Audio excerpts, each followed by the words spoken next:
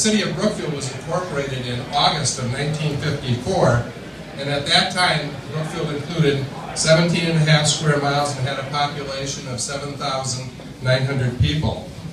Blue Mountain Road, which has grown into one of the most important commercial corridors in Wisconsin, back then had an outdoor theater and for many years had an iconic diner.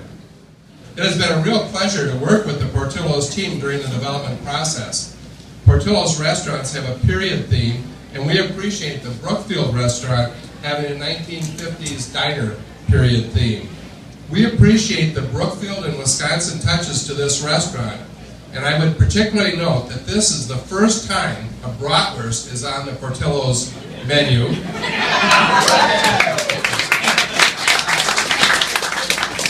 And it's appropriately named the Badger Brat. We are delighted that this Portillo's restaurant is here, and we look forward to it being an integral part of our community. Welcome. It's a warm feeling. It's not it is a corporation, but it's a corporation with different kind of a culture. Like I mentioned earlier out there, some of you were there, some of you weren't.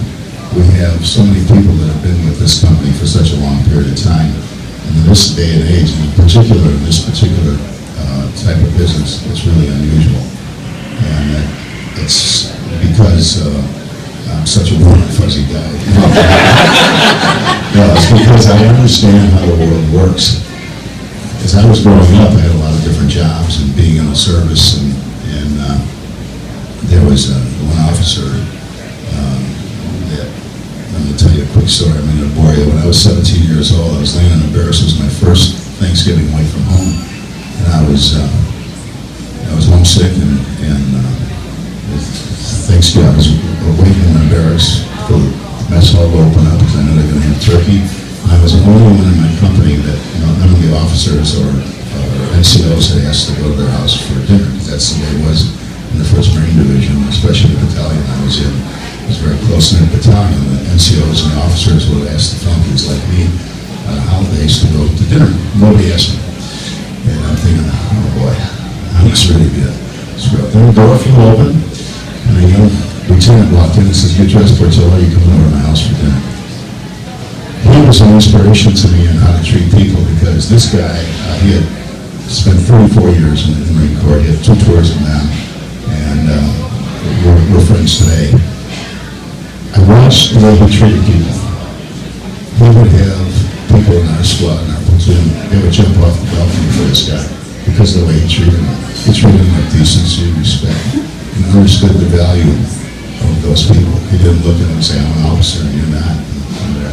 So I used those things and installed them in the culture of Portillo's, and it worked. I've been in the restaurant business a long time, and this piece he just talked about with the tenure and people sticking with him and being a part of something so special, it not only affects the people that are here. I would tell you, just like we were talking today, probably 35% of the kids we have today, this is their first job.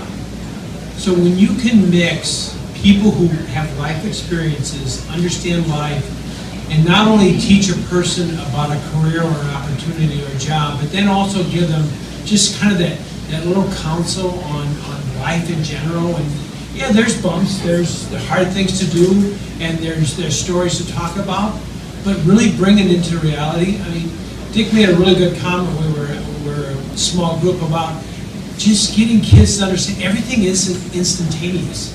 You build something.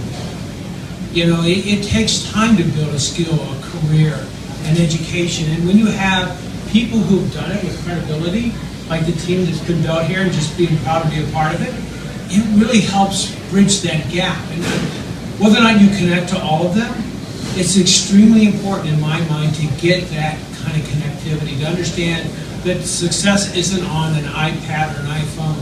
It really happens when people work hard, when they listen to mentors, and have people that that are respectful for developing.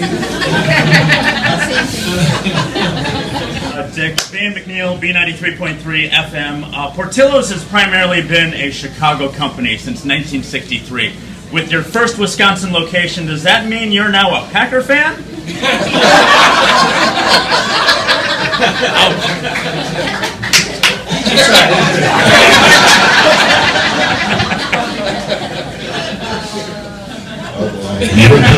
Who's this guy?